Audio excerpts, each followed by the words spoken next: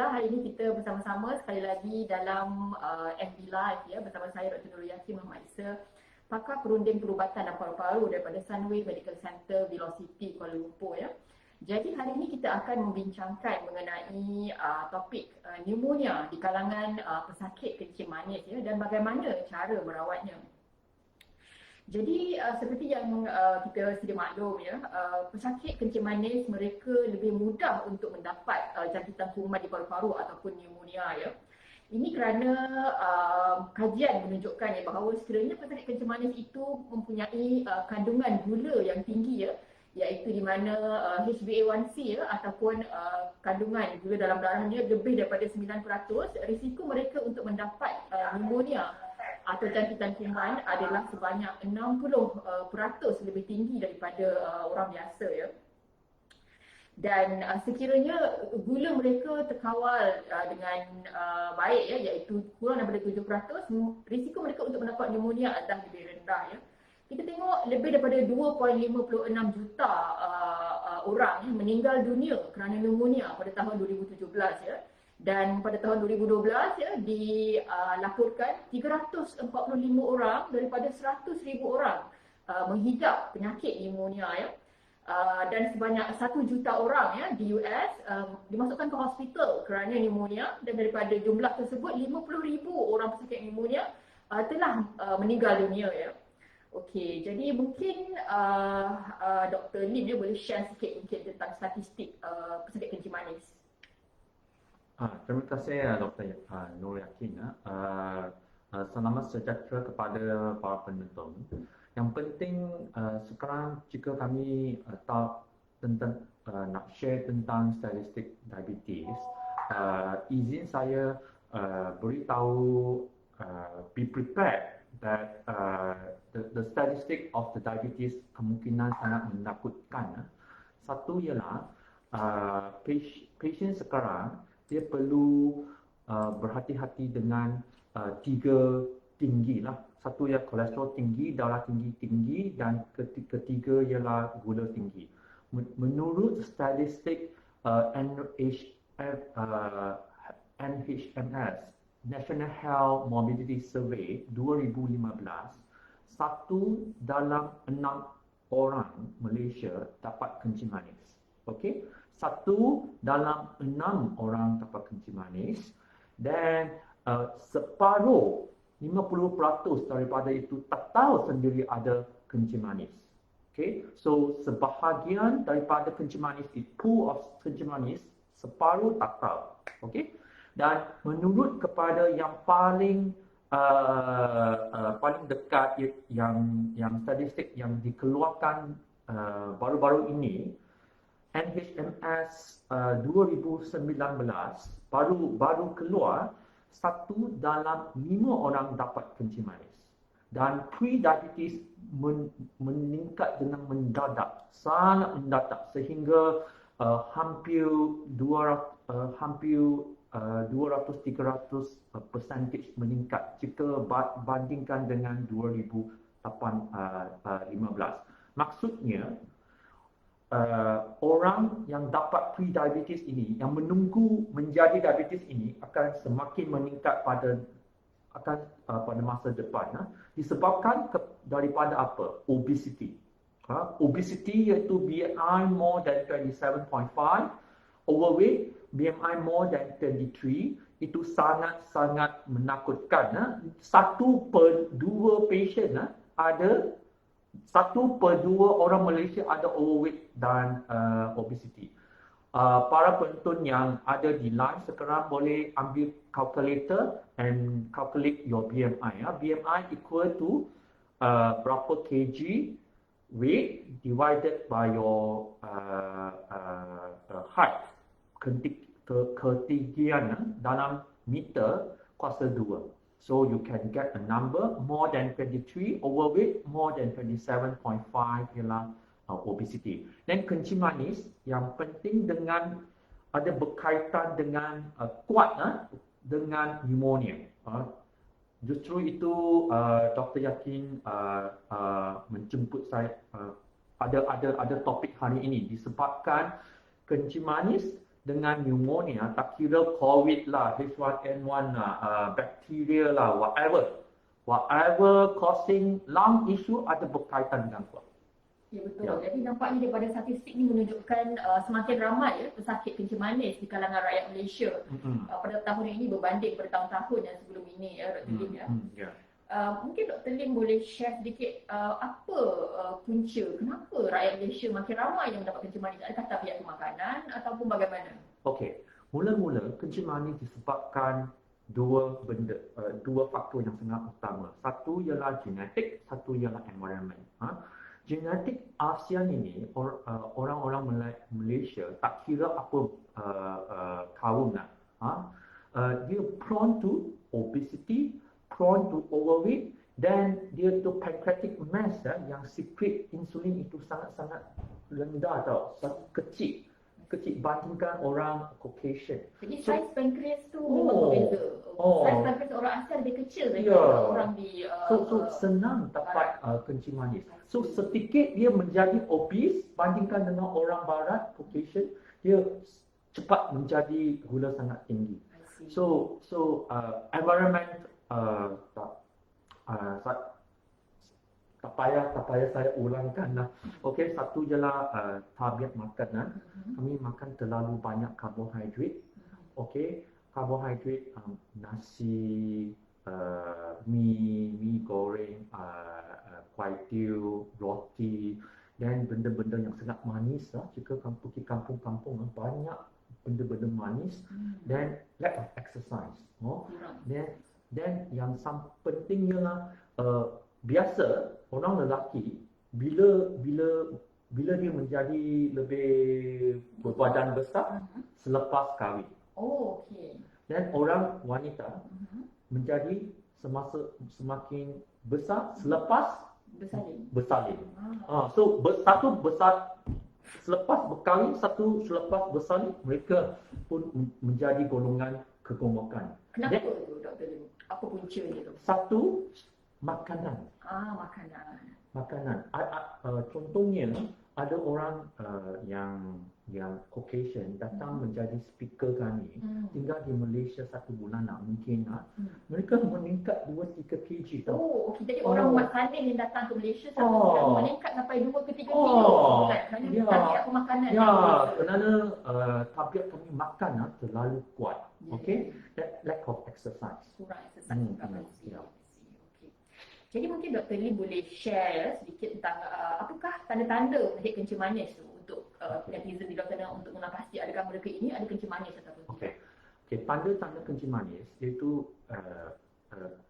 tanda-tanda gula tinggi biasanya tak ada tanda.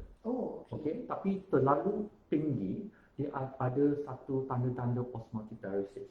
Contohnya selalu kencing, malam kencing more than 2 kali, lebih daripada 2 kali, rasa dahaga, nak minum air, rasa selalu selalu lapar. Okey, dan ada tanda-tanda mata kabur mata, dan rash, dan ada infection. Infection maksudnya fungal, jantan kuman, kulat yang benda yang tak biasa berlaku. Dan yang itu tanda-tanda sudah kencing manis. So pre-diabetes iaitu tanda-tanda perlu dititik beratkannya itu jika keluarga kamu ada kencing manis. Ibu bapa ada kencing manis, biasalah kamu akan dapat kencing manis. Jadi faktor keluarga tu sangat penting. Kalau mak ayah ada kencing manis, jadi kita perlu hati-hati mungkin kita juga akan mendapat kencing manis. Bila masa. Biasa generasi akan 10 tahun muda. Contohnya, ibu bapa kamu dapat kencing manis 50-an, 40-an kamu dapat. Jika 40-an, 30-an dapat. Angka awal kita akan dapat kencing manis. Jika 20-an dapat, dan teenager, iaitu semasa remaja. I see. Okay.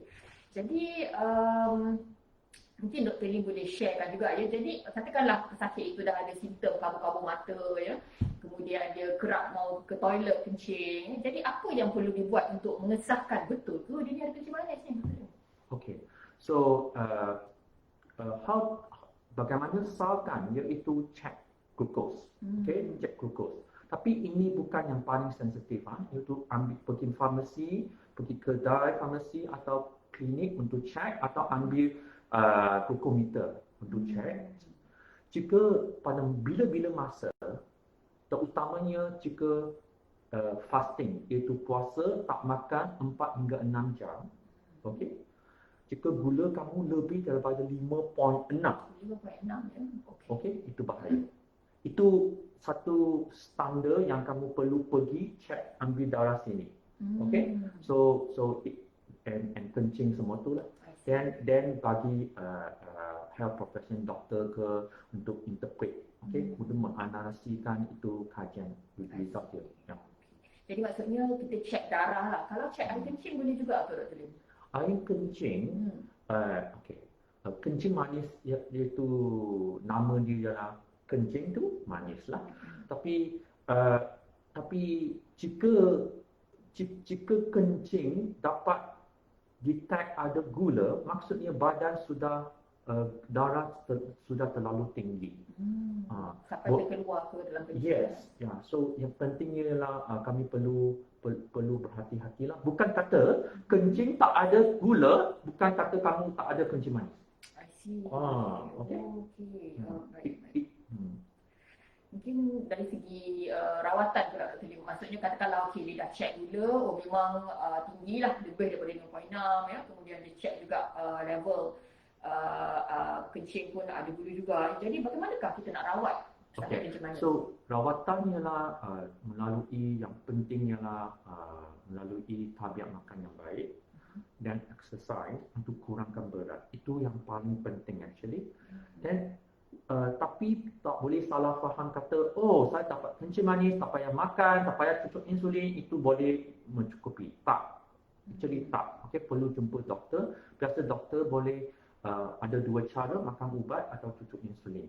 Cucuk insulin bukan kata kamu adalah kencing manis yang sangat serius atau sudah tak lama lagi bukan tak semestinya. Insulin ialah penting ialah untuk mengurangkan gula kepada satu tahap yang baik dan kemudian dia akan sumber balik dan untuk return back untuk makanan ke atau ubat-ubat. Biasa ubat dengan insulin. Jadi perlu kombinasi lah, perlu yang penting jaga makanan, kemudian exercise dan pastikan mengambil ubat seperti yang disarankan oleh doktor ya. So okay. Nampaknya kami friends dalam live 10 hingga 20-an saja. Boleh sesiapa dalam penonton share banyak sikit. So pentingnya lah kami nak tengok number naik. Supaya lebih ramai orang mendapat kesedaran dan pengetahuan tentang kencing manis dan pneumonia ialah memang sangat kerap kita berjumpa di hospital. Jadi kita tak mahu rakyat Malaysia ramai yang menghidap penyakit kencing manis dan jangkitan kuman di paru-paru ni, jadi perlu sebarluaskanlah penting itu. Okay, so so doktor yakin apa simptom-simptom pneumonia ini? Jadi pneumonia adalah satu keadaan di mana pesakit mendapat jangkitan kuman di paru-paru ya. Jadi kebiasaannya pesakit yang mendapat pneumonia ini mereka akan datang dengan simptom batuk ya. Batuk berkahak ya. Biasa kahak tu berwarna lah, kadang-kadang warna kuning, warna hijau ya. Dan mereka juga selalunya ada demam ya. Dan mereka ada batuk, berkahak, ada demam ya. Dan kadang-kadang mereka mengalami masalah sakit dada ya. Terutamanya bila nak tarik nafas sakit dada ya, bila batuk sakit dada ya, bila bergerak ke depan atau ke belakang sikit sakit dada ya.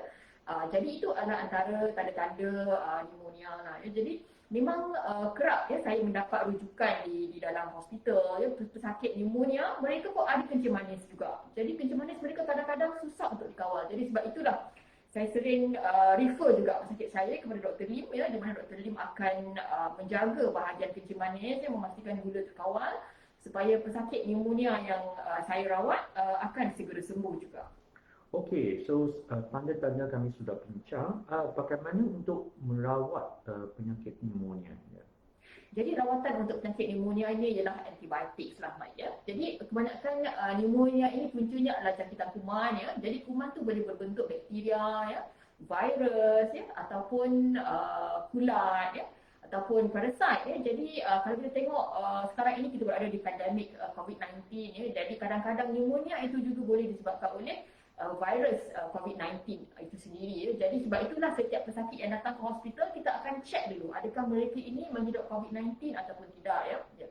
Jadi kita akan lihat juga sejarah pesakit. Sekiranya pesakit memang batuk dalam tempoh masa yang lama, contohnya sebulan, 2 bulan batuk ya. Jadi perkara pertama yang kita perlu fikirkan adalah adakah ini penyakit TB ya. Jadi kita perlu hantar kahak mereka untuk dicek sama ada TB ataupun tidak. Kerana TB adalah sangat tinggi di negara kita. Jadi pesakit yang batuknya berterusannya dalam tempoh yang lama, perkara pertama kita perlu fikirkan adakah ini TB ya. Tetapi kalau pesakit itu datang mungkin dalam tempoh 2-3 hari simptom batuknya ataupun seminggu ya. Jadi perkara pertama kita fikirkan adalah mungkinkah ini puncanya bakteria. Ya, jadi kalau puncanya adalah bakteria, kita akan rawat dengan antibiotik. Ya. Jadi kita akan berikan antibiotik di dalam bot paling kurang selama 3 hari. Ya. Tetapi kita boleh panjangkan durasi atau jangkauan antibiotik itu daripada 3 hari boleh jadi 5 hari dan kadang-kadang boleh jadi seminggu. Kadang-kadang boleh juga sehingga ke 2 minggu bergantung kepada rumit ataupun tidaknya kes pneumonia itu. Ya, jadi itu adalah cara kita kesahkan, kita cek darah, kita cek kahak dan kita cek x-ray. Kita cek x-ray, tengok ada tumpukan putih ataupun tidak di dalam paru-paru ya. Kebiasaannya pesakit pneumonia mereka ada tumpukan putih di paru-paru mereka. Ya, jadi itu adalah cara-cara untuk kita nak mengesahkan dan juga merawat penyakit pneumonia itu. Okay, so pneumonia itu apa yang saya tahu ialah jika kencing manis, pneumonia senang dapat, okay?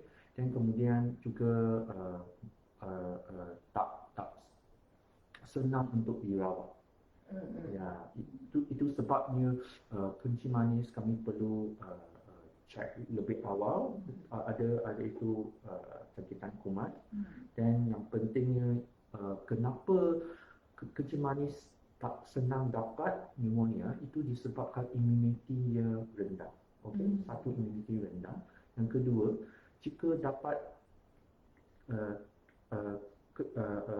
jangkitan kuman dalam keadaan gula yang tinggi, itu faktor-faktor dengan kuman-kuman itu dia susah untuk respon untuk antibiotik. Maksudnya jangkitan kuman itu tak senang untuk dirawat. Okey, kuman-kuman susah respon, maksudnya susah mati. Okey, so perlu antibiotik yang lebih kuat. Okey, yang ketiga, terutamanya kepada pesakit-pesakit ada kencing manis dan ada masalah buah pinggang dan juga sakit jantung, ada banyak komplikasi. Okey. Dan semasa komplikasi itu mungkin ia ialah masalah buah pinggang attack dan jangkitan kuman akan lebih susah. Okey.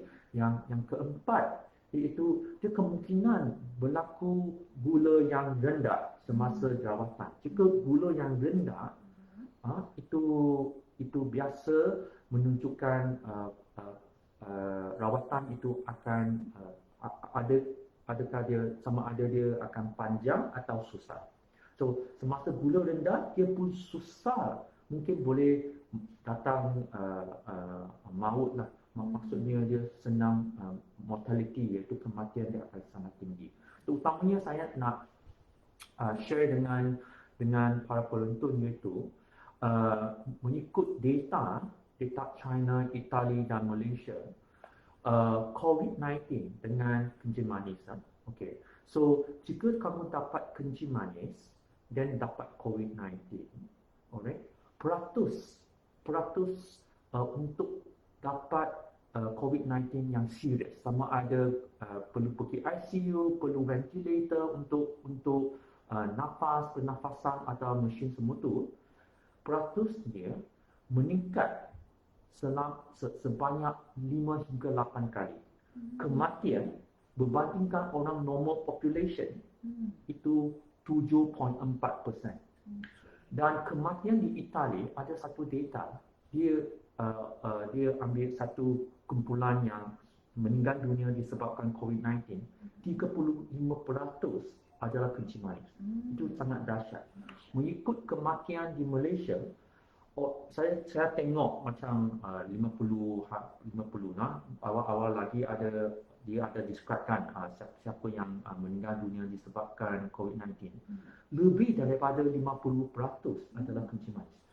So itu sangat dahsyat. So rakyat Malaysia perlu um, perlu emphasize menitik beratkan ini. Kencing manis bukan tiapa-tiapa atau it's okay lah untuk jadi obese, it's okay lah ada fatty liver, it's okay lah dapat kolesterol tinggi. Bukan, kami perlu menurunkan berat. Yang penting ialah kegemukan, perlu menurunkan berat untuk hidup dengan selamat dan sihat. So terutamanya pada masa ini COVID-19 hanya salah satu virus, H1N1, dengue, MERS-CoV, yang Middle East itu virus, Arab, so dan juga dengue dengue di kencing manis kematian pun tinggi, so itu bukan hanya COVID, ialah secara keseluruhan. Jadi menghidap penyakit kencing manis ni bukan perkara yang boleh dibuat main ataupun dibuat bergurau, ia adalah perkara yang serius. Dan sekiranya ada penyakit kencing manis di luar sana, pastikan anda mendapat rawatan yang tepat dan cepat supaya betul-betul dapat mengurangkan risiko kematian terhadap jangkitan kuman Dr. Lim. Kita ada soalan daripada netizen Puan Nurul Hidayah, Putri Nurul Hidayah bertanya Dia kata, doktor, ayah saya dah batuk dah lebih 4 bulan. Ubat macam-macam makan, TB dah test negatif. Macam mana kahak tak ada, batuk kering. Jadi seperti yang saya katakan tadi sekiranya pesakit itu menghidap batuk yang kronik iaitu lebih daripada 2 minggu ke sebulan kita perlu perkara pertama kita perlu fikirkan adakah ini TB, yang kedua perlu difikirkan adakah ini kanser paru-paru. Ini adalah 2 perkara yang sangat penting untuk kita pastikan sekiranya pesakit datang dengan batuk yang berpanjangan. Jadi untuk Puan Putri Nurul Hidayah, saya cadangkan untuk Puan Putri berjumpa dengan doktor pakar paru-paru untuk kita segera buat check. Kita boleh buat x-ray, kemudian kita boleh buat scan, kemudian kita boleh check kahak Kalau tidak ada kahak, mungkin kita boleh daripada scan tersebut, kita boleh masukkan kamera untuk untuk memastikan apakah penyakit yang sebenarnya dihadapi Jadi tidak semestinya hanya perlu bergantung pada kahak kita perlu buat scan dan kita perlu buat ujian-ujian lain Jadi cadangan saya segeralah berjumpa doktor pakar untuk kita tentukan apakah penyakit yang dihadapi oleh ayah Puan Putri itu Jangan biarkan begitu sahaja kerana kemungkinan perkara yang saya katakan tadi sama ada TB ataupun kanser paru-paru itu perlu kita fikirkan untuk kes-kes seperti ini.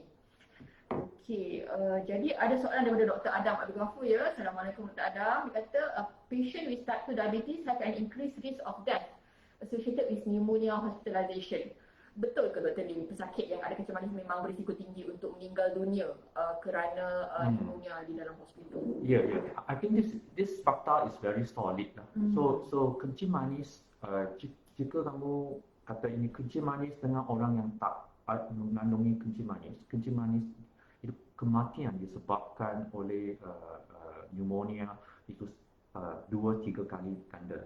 Jika kencing manis yang biasa dengan kencing manis dengan komplikasi seperti end-stage renal failure, dengan chronic kidney disease, dengan ischemic heart disease itu sakit jantung, of course itu akan meningkat. So saya ambil kesempatan ini ialah untuk memberitahu atau menggalakkan rakyat Malaysia yang ada kencing manis pada COVID-19 ini. Satu ialah we need to practice itu 3S or 3W or careful, for example, hand washing or what going to a very crowded place or etc. Okay. Ini sepatutnya dipraktis dengan new norm oleh orang rakyat Malaysia. Okay. Tapi jika kamu ada kencing manis, ada darah tinggi, ada kolesterol, ada masalah komplikasi semua ini, terutamanya kamu umur lebih daripada 50-an, I think you have to double or triple kali untuk practice ini safety measure. Because when you get it, the chances untuk dapat COVID-19 atau jangkitan yang lebih teruk itu sangat tinggi. Yang kedua, memastikan sudah ulang banyak kali lah. Memastikan ubat itu cukup, cek gula, maintain dalam gula yang baik, kamu exercise, makan makanan yang baik, semua itulah. So itu sangat penting ya, kerana jika tak kira kamu dapat COVID ke, dengue ke, jangkitan kuman ke atau apa-apa, kaki bengkak ke, kaki ada diabetic ulcer ke, semua tu. Jika gula tinggi, ada kencing manis, chances morbidity, mortality sangat tinggi, kematian dan stay dan tinggal di hospital sangat panjang. Betul. Jadi kalau kita lihat pesakit pneumonia yang ada kencing manis, terutamanya jika kencing manis mereka tidak terkawal, kita akan terpaksa melihat mereka ini menghadapi komplikasi yang serius. Contohnya, mereka akan mendapat pneumonia atau jangkitan kuman yang kompleks, complicated pneumonia. Kadang-kadang mereka boleh mendapat paru-paru berair disebabkan jangkitan kuman pneumonia yang tidak sembuh kerana kencing manis yang tinggi. Dan juga kadang-kadang penyakit jangkitan kuman mereka, pneumonia ini boleh bertukar menjadi nanah di paru-paru atau kita panggil lung abscess. Jadi ini adalah antara komplikasi yang boleh berlaku sekiranya pesakit pneumonia yang juga pengidap kencing manis tidak mengawal gula mereka dengan baik. Jadi pneumonia mereka boleh menjadi semakin teruk. Jadi apabila pneumonia menjadi semakin teruk, kuman daripada paru-paru tadi boleh pergi ke seluruh badan dan boleh menyebabkan jangkitan kuman dalam darah, septicemia, dan seterusnya boleh menyebabkan multi organ failure di mana banyak organ-organ penting boleh terjejas dan akhirnya boleh membawa kepada kematian. Jadi sebab itulah kita lihat kadar kematian di hospital 30% daripada pesakit yang masuk hospital meninggal dunia kerana pneumonia. Jadi pneumonia adalah antara penyebab tertinggi kematian untuk pesakit yang masuk ke hospital. Jadi pastikan jika anda adalah pesakit kencing manis dan juga mengidap pneumonia, pastikan kencing manis anda dikawal dan pastikan anda mengambil ubat antibiotik seperti yang disarankan oleh pihak doktor. Jadi Dr. Lim, ada soalan daripada netizen bertanya kat sini, adakah pneumonia ini penyakit berjangkit? Ya, betul. Pneumonia adalah penyakit berjangkit, boleh berjangkit melalui udara, melalui droplets ataupun air. Jadi soalan seterusnya, adakah pesakit pneumonia berisiko untuk mendapat kencing manis? Oh, okay. So jika orang yang sihat dapat kencing pneumonia, iaitu jangkitan kuman, senang kalau dia dapat kencing manis jika kamu ada risiko. Jika ada risiko kegemukan, sejarah keluarga, dan kamu ada fatty liver, metabolic syndrome, iaitu kegemukan dengan hyperuric acid ke, kolesterol tinggi, darah tinggi, semasa perawatan pneumonia, dia kemungkinan boleh affect itu pancreas dan semua tu. Tapi nak satu yang nak beritahu ialah biasa orang yang sihat tak akan dapat pneumonia, right? Kerana kami ada imun yang baik untuk membunuh atau menentang kuman-kuman yang dapat. Okay, so it means that something wrong. Jika orang biasa mungkin 20-an, 30-an yang tak ada apa-apa datang dengan pneumonia, itu satu agak pelik. So perlu siasat dan kajian. Okay, soalan yang terakhir daripada netizen, adakah pneumonia akan meninggikan level gula di dalam darah? Jadi kalau tak silap saya, betul, kalau seseorang itu mendapat stressful event ataupun dia mengalami keadaan yang stres, contohnya ada penyakit, jadi perkara itu pun boleh meninggikan kadar gula dalam darah, betul? Exactly. So biasa orang yang sihat, semasa ada stres atau tak kira dia psychological stress atau mental stress atau physical stress, badan kami akan secrete hormon-hormon yang tertentu, kortisol, adrenalin, semua tu untuk menentang kuman-kuman. Dan ini boleh meningkatkan gula, meningkatkan gula, dan untuk supaya itu kuman-kuman boleh ditentang. Tapi ketinggian gula ini ada satu tahap. Jika tak salah, tak boleh lebih daripada 7.8. So biasa gula kami tak kira apa-apa keadaan lebih kurang daripada 5.6. Jika more than kebiasaan, jika saya rawat patient, saya dapati dia semasa tak ada kencing manis tapi dia semasa rawatan pneumonia ke apa, hospitalization, gula dia lebih daripada 7.8, kebiasaan ialah pre-diabetes. Pre-diabetes. Pre-diabetes iaitu HbA1c more than 5.6. Okay, so dia gula pun masih sudah ada rintangan insulin, insulin resistan atau kegemukan. Dia sudah ada satu base yang kata gula dia tinggi. Semasa jangkitan pemanggil naik tinggi lagi. I see. Okey, baik. Ada soalan daripada Puan Putri Nur Hidayah lagi. Dia kata, rupanya bukan ayah dia, tapi dia sendiri yang ada penyakit batuk itu, dan dia juga ada penyakit autoimun dan hypereosinophilia. Adakah batuk saya ni ada kaitan dengan penyakit saya? Okey, jadi untuk makluman Puan Putri Nur Hidayah ya, pesakit yang ada masalah hypereosinophilia, mereka memang boleh ada masalah batuk ya, terutamanya sekiranya ketinggian eosinofil itu juga terdapat di dalam paru-paru ya. Jadi penyakit yang ada hypereosinophilia syndrome, mereka boleh juga mempunyai masalah batuk berterusan, di mana kita panggil penyakit itu dipanggil pulmonary eosinophilia, di mana ketinggian eosinophilia di dalam darah juga menyebabkan ketinggian eosinophilia di dalam paru-paru, mengganggu fungsi paru-paru, menyebabkan Puan mendapat batuk yang berterusan. Jadi saya rasa Puan perlu berbincang dengan doktor pakar paru-paru bagaimana untuk merawat penyakit batuk Puan ini sebenarnya, dan menyiasat adakah betul ini adalah penyakit pulmonary eosinophilia ataupun adakah ini penyakit lain ya? Kerana banyak lagi penyakit-penyakit lain yang turut boleh menyebabkan batuk yang kronik dan berterusan. Jadi saran saya Puan perlu berjumpa doktor pakar paru-paru ya, untuk berbincang ya, berkongsi sejarah Puan, dan seterusnya kita menyiasat dengan lebih lanjut, buat ujian-ujian tertentu untuk kita tentukan apakah rawatan yang terbaik untuk Puan ya.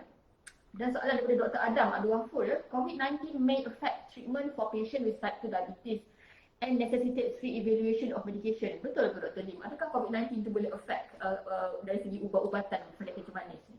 Okay, so I wish I can share a slide with Dr. Adam ni, a slide of different diabetes medications affecting the COVID-19. So COVID-19 ialah satu virus.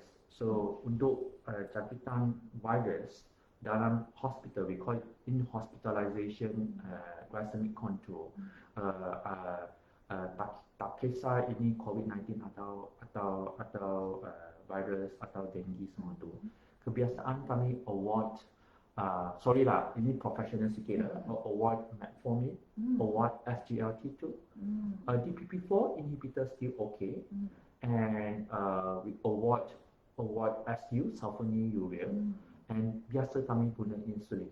And tahap gula yang di hospitalization iaitu kebiasaan we categorize to mild, moderate, severe. In severe, we don't reduce the sugar very much. 7.8 to 10 is okay. And if it's mild, usually we aim a bit lower. So selepas jangkitan kuman, then we can go back to the medication. All diabetic patient ialah individualized. Okay, and for Dr. Adam, just a general knowledge, we found that ACE receptor has been proposed for increased COVID-19 infection, but this is controversial. There's a lot of argument for that. We also find that the DPP4 receptor adalah satu receptor yang untuk COVID-19. So DPP4 inhibitor has been shown that it's a benefit. But again, semua ini awal lagi, tak ada conclusion, and that is something I can comment. Alright. Jadi memang untuk pesakit COVID-19 ni memang kita tidak galakkan mengambil ubat-ubatan seperti metformin ketika mereka masuk ward ya. Kita perlu bagi insulin untuk mengawal gula mereka sekiranya mereka masuk hospital ya. Okey, baiklah. Nampaknya kita pun sudah tiba di penghujung sesi ya. Mungkin Dr. Lim ada nasihat dan kata terakhir terhadap pesakit kencing manis yang menghidap pneumonia? Okay, so sekali lagi saya nak mengucapkan terima kasih kepada Dr. Yakin. Dr. Yakin doktor yang sangat baik. Dia ada buat semasa hari raya pun sangat tekun lah ada live Facebook live ini. I think the aim is to create a platform for education and awareness for the disease, and we learn each other. So the thing is, para penonton ada 19, tolong share and you give like lah. So for we have a whole schedule. Every Wednesday, Dr. Yaqin and I will share endocrine and recipe. What are the related and apa yang perlu beritahu, giving all the social awareness about the disease. We use social media for positive things. So I'm very grateful. Sangat saya mengucapkan tahniah dan terima kasih kepada Dr. Yaqin. So back to my topic, diabetes dengan pneumonia. Prevention is better than cure. Mencegah lebih daripada mengubati. Perlu mencegah kencing manis. So sebelum mencegah kencing manis, pre-diabetes, obesity, kegemukan, exercise, diet. So you don't rasa tak apa, satu hari saya dapat kencing manis, tak apa. So semasa kencing manis, tak apa, saya belum dapat dialysis lagi. Semasa dialysis sudah nak okay lah. So the thing is, prevention is better. So diet, exercise, careful during the COVID-19. Kami perlu berhati-hati, cuci tangan, guna mask, dan mengelakkan tempat yang crowded semua itulah. Then use your medicine and safe and healthy. Alright, and we need to really combat, really fight for this diabetes. Usually last time I said fight diabetes. Okay. Fight diabetes. Melawan diabetes. Melawan dengan semati-mati boleh. Bermati-matian. Bermati-matian. Betul-betul lah melawan. Betul-betul. Betul. Baiklah. Terima kasih banyak Dr. Lim kerana sudi meluangkan masa dan berkongsi ilmu dan pengalaman tentang penyakit kencing manis dan pneumonia di sini. Kita jumpa lagi insya-Allah pada hari Isnin. Kita akan bincangkan Isnin nanti mengenai topik ubat-ubatan TB Dan dengan Dr. Lim kita jumpa lagi pada hari Rabu depan membincangkan mengenai TB juga. Mengenai obesity dan obstructive sleep apnea. Tidur berdengkur di kalangan orang-orang yang obes. Baiklah. Okey, terima kasih banyak Dr. Lim. Terima kasih kepada para netizen kerana sama-sama kita. Kita jumpa lagi pada hari Isnin insya-Allah. Assalamualaikum. Thank you very much. Bye bye.